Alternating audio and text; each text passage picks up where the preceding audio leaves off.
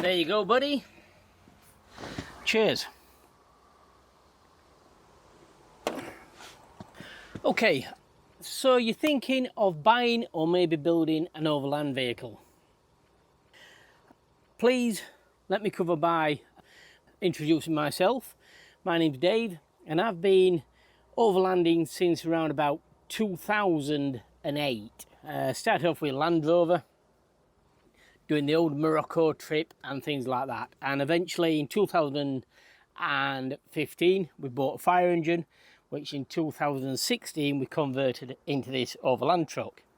Now when we first built the truck, it was like most trucks, they're going to be a basic shell, and then as time goes on things get developed and things move on. And now 7 years later of travelling, working out of and living full time in the camper, things have changed and we're currently in Romania heading down towards Turkey. So a big trip this year. But it's not about us, this is about you and your vehicle, what you're thinking about getting. So I'm going to try to cover briefly some key points of what I would be looking for in another vehicle or building another vehicle. Now let's understand that you and I are different, so what I want may not be necessarily what you want. And if I had a twin brother and he were building a truck to go to the Sahara and I were building a truck to go to the Antarctic or something like that, then we would actually be building two entirely different trucks. So depending on your needs, the number of people, where you're going, every truck can be different, or every truck should be different maybe. Don't buckle in to peer pressure. Your friend may have a fantastic vehicle and the vehicle may work for them, or the size of the vehicle may work for them. This is really going back to, you know, having that twin brother and building the vehicles. Just because a vehicle works for your friend and they like the vehicle, it doesn't mean to say it's going to work for you. So, you know, do your research in what vehicle you need. Depending on how many people are travelling, firstly, will govern the length of the vehicle. Now, ours in total, including the bike rack, is 8 meters long. I think that is a good size for a vehicle. Travelling certainly around the UK and Europe, you're going to find yourself in some tight spots, car parks and things like that. So having a vehicle that isn't too long is essential, really. Now, I think in future I'd probably get rid of the bike rack and have a slightly longer box. I'd say a nice sized vehicle be somewhere in between 8 and 9 meters long.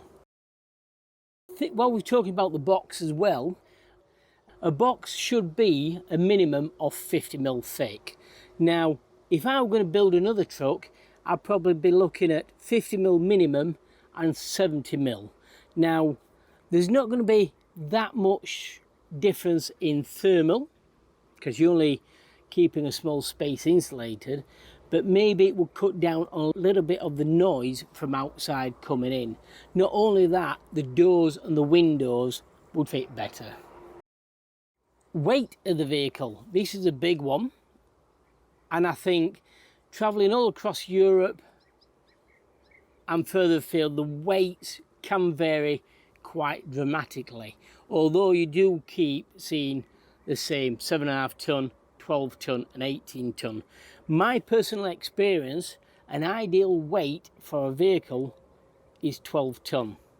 Now, the reason for this is because I've seen a lot of bridges, especially in Europe and where we are now, Eastern Europe, at 12 ton. So I'm thinking if you've got an 18 ton vehicle, then I think you're going to limit the amount of places you're going to be able to go. Not only that as well, I tend to see at the overland shows, for instance, when you look at the 18 ton vehicles, yes, you can make everything out of, you know, 1/4 inch thick steel if you like, because you've got plenty of weight to work with. But when you see them sort of vehicles, I don't think they're getting the vehicles into the places where the vehicles are designed.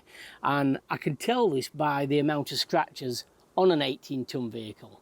You seem to lose that, you seem to lose all the scratch marks. So I don't think they're getting the vehicles, the 18-ton vehicles, where they want to get them. So for me, a personal choice, 12-ton. Right, the next one is a biggie. And I see a lot happening in the UK, not only by public, but by, I'm going to say a company that's building overland trucks like this at over 4 meters high. The golden rule back in 2015, 2016, we're trying to keep your truck around about 3.5, 3.6. Now, traveling around, I totally agree with that. Here in Romania, we've seen, and Hungary, we've seen a lot of bridges at 3.8. Thinking about that, you really need to be trying to keep your vehicle as low as possible. So I'm going to say 3.6 would be really pushing it maybe to the maximum. Certainly Italy will have bridges at 4 meters. So, you know, think about where you're going. Not only that as well, the height of the vehicle, you know, you've got branches when you're coming down these dirt tracks. So again, you're going to reduce where you're going to go. Power cables as well. We've seen plenty of power cables on this trip, round about 4 meters high. So certainly try to keep it below 3.6. The number of axles and whether you want a configuration of you know, a 4x4 or 4x2 or 6x6 maybe. I don't think you really need a 6x6 vehicle. You're going to be paying more fuel, and you may be paying more on tolls as well. Now, after saying that, if you're going to be carrying a motorbike on the back or maybe a quad bike, then, you know, doubling up on the axles at the rear here would be a good idea. 4x4, 4x2 is personal choice, and it depends on where you're actually building the vehicle for. For instance, if you're going across Route 66 of America, you don't need a 4-wheel drive vehicle. So depending on how adventurous you are, will determine whether you need a 4x4 or not. Another big one is, you know, should you buy a new vehicle or should you buy an old vehicle? Now, anyone who's a little bit mechanically minded will say buy an old vehicle because it got, you know, it hasn't got any electronics on there, which I personally understand. I hate electrics, but if you're not mechanically minded and, you know, you wouldn't know the difference in between spanners and sockets, then it doesn't matter what vehicle you buy, because if the vehicle does break down, you're going to be taking it to a mechanic anyway. So they sold, you know, buying an old vehicle because they're better than the new vehicles. Yes, I can understand that. Less electronics, less things to go wrong. But from a point of view where if you cannot fix it yourself, it doesn't really make any difference. The windows and the doors. Security is a big issue with these overland vehicles. Because you're travelling for long periods of time, you're not just going away for the weekend. So there's not just your wallet, your mobile phone, your laptop. You may have other things in there. You may have equipment in there, camera equipment. You may have fishing gear in there. You may have surfboards in there. You're going to be carrying a lot more equipment. So security is paramount on something like this. So if I were building or looking at buying another vehicle, I'd certainly be having glass windows, and even the roof light would need to be glass as well. So yeah, security and glass is paramount for me. Looking at water tanks, obviously all water tanks, without saying, should be on the inside. And I've used the term tanks, okay? You don't want one tank, you're going to need 2 tanks. Quite simply, if one of these tanks fails or splits, or you know, a bit of DIY, you put the, you know, put a screw into the tank or something like that, you should be able to drain down one tank and still operate with a secondary tank. So 2 tanks, 2 water tanks on the inside. They are going to, even though they are on the inside, they are going to need insulating to stop condensation forming. And I would now look at somewhere in between 400 and 800 litres. We're carrying 400 litres, and we can manage maybe around about 8 days on sort of like a strict routine. If I were doing another vehicle, I'd probably jump up to maybe 600 litres, maybe 800 litres. But yeah, that's my personal choice. 400 minimum. I'd also incorporate with that a 5-stage water filtration system, and the reason for this is you may have your tanks are full, so you may have got 300 litres left, and you pull into a beauty spot and you think, wow, this is amazing, I want to stop here a full week, but you've only got 300 litres left. So with a water filtration system, an external pump, you can actually pump water from a water source, so it may be a spring, it may be a river, and you can pump it from there into your vehicle. And obviously the water filtration system will do all the work of purifying that water. So going back to it then, so if I were looking for a vehicle or building another vehicle, it would have a 5-stage water filtration system. Hot water for 4 or a 6-minute shower. I think 4 is adequate. 6 if you're a woman and you've got long hair maybe. So yeah, enough water to have a 6-minute shower. Hot water, that is.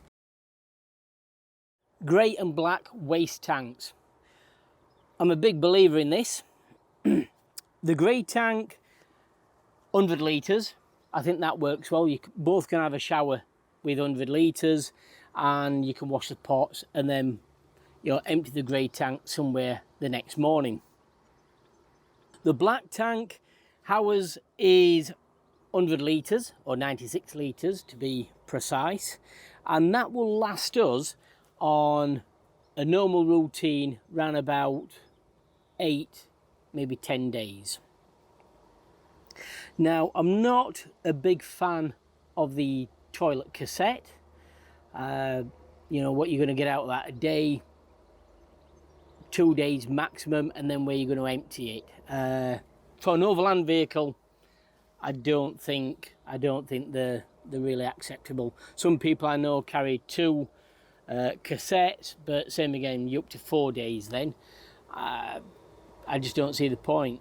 You know, if yeah, just don't see the point. If you're going to be emptying that in the bushes there, then it's not good, is it, really?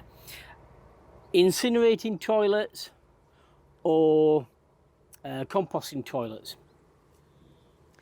both work really well. Composting, very well, they're not very new, but they're becoming more common. So I think composting toilets are good, and incinerating toilets are very good. They're very expensive, around about €3,000 I think they are, and they're quite heavy on LPG. So but I mean, a black tank, like I said, we have no problem with ours, and you know, if it lasts 10 days, I'm quite sure that somewhere within that 10 days you're going to pass a motorhome service point, or somewhere where you can empty the toilet. Okay, I've got other things wrote down just here. Tyres, personal choice, whether you want the big chunky mud tyres or whether you want road all-terrain tyres like we've got is again, it's all about where you're going to go. No matter what tyre you have got on there, I will say that 99% of the time you're going to be on tarmac. After that, there'll be rough roads and maybe a little bit of grass like we've got here. Motorbike on the back. I wouldn't have a motorbike if it wasn't for my job, my work. But I mean, there are people out there who enjoy riding motorbikes, and if you do, great stuff. Get a bike on the back and enjoy it. Me personally, I would rather have another meter on the living space, but that's me. And then maybe have electric scooters or electric pedal bikes. One thing I will cross is entry steps into your habitation box. Ours were built with dogs in mind, or a dog in mind. I have seen some steps which I am going to raise an eyebrow at. I've seen steps, you know, what probably go up about 8 steps, and they've still got a box at the bottom or something like that. So I think with safety in mind, and especially if you had, you know, a few beers around the barbecue at night, you know, certainly you don't want to be falling off these steps and doing yourself any injuries. So certainly look at a decent pair of entry steps, and you know, maybe something like we've got a secure handrail, what will not only work as an handrail but also will secure the door as well. I'm not going to cover the layout too much because that's going to be all personal choice and depending on how many people are in the camper. I will say I enjoy cooking, so make sure you've got enough room to cook inside. It's not always going to be outdoor cooking. Shower, a 700 minimum square shower. Especially if you're travelling and living in the vehicle for long periods of time, I don't see the point in trying to like have a shower, you know, in a small box while you stood over the toilet. So a nice size shower and a good bed. You're going to be travelling, you're going to be tired, you need a good night's sleep, so a good bed in there as well. But like I say, the inside layout is all your personal preference, really. Right, okay, up on the roof, solar panels. I'm going to say you're going to need a minimum of 1200 watts. And I'm quite sure that 1200 watts is going to be, you know, ample on those sunny, hot days. With that, lithium batteries. I would always fit or ask for lithium batteries. And depending on your vehicle, for instance, ours is a 24 volt vehicle, so we've got 320 watts at 24 volt, which is, if you know about electrics, it's at 640 watts at 12 volt.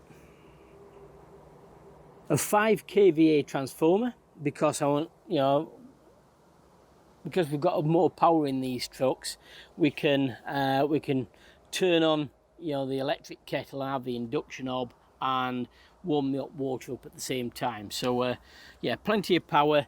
You might as well be able to use that power and have a nice big 5 kVA transformer. This will enable you to run 240 power full time as well, which obviously 240 is more efficient than 12 volt.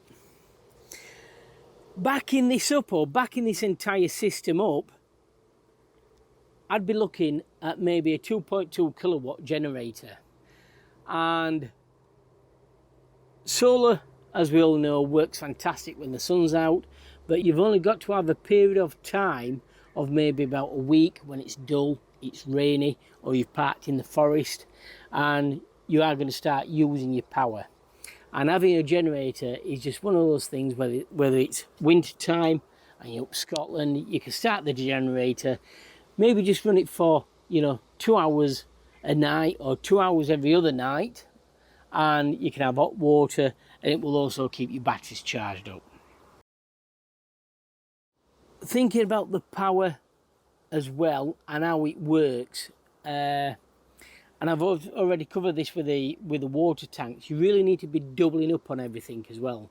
So if you're cooking on LPG, it's nice to have an induction hob, and you're going to use the induction hob when it's hot days, and then on a cold winter's morning when your battery's at 40%, you can use the LPG. It helps to warm the place up as well. Same with the generator. We've also, on the other side of the vehicle, we've got a plug where you can plug in from the mains. So if you're on a campsite, we can plug in mains and so on. So you're trying to cover all bases with these sort of vehicles. Don't just rely on LPG for cooking. You know, try to mix and match. I call it fail safe. The lighting, we've got 12-volt lighting in the cab, but also we've got 240 lighting. So if there's a problem with the lighting on an evening, we're not running around with torches or head torches. We've still got lighting in there. Same with the heating. We've got electric heating and we've got LPG heating. So again, trying to create a safety buffer that if one thing does fail, you've always got another to fall back on. I've mentioned the water tanks and I mentioned the cooking as well. So yeah, it's imperative that you try to cater for every occasion. Now, like I said right at the very beginning, everyone's different and everyone's going to a different place. The number of people, the time of year can all make a difference in how the truck looks and how it finishes, the colour, the layout and everything. So I'm not going to dwell too much on other things. Please, if you've got any comments and you are building a truck or you are looking at buying a truck, then please get in touch, put it down in the comments there and I'll try to help you out. But I think the main thing is these trucks are becoming a fashion item. They are becoming a fashion item. I don't know whether it's because everyone's had the van derived camper now, and maybe they've seen the benefits of vehicles like these. It's like, that there's always someone bigger and better on the campsite, isn't there? So maybe it's maybe it's greed, maybe it's a little bit of fashion, I don't know.